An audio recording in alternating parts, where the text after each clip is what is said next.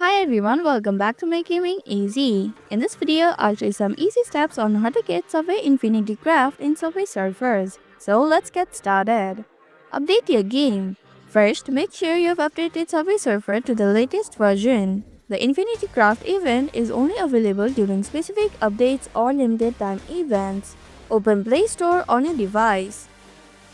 Then tap on the search icon from the bottom right corner. Next, search for Subway server. If you have the update button, tap on it.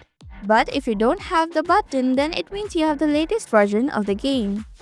Open the game and check the Events tab.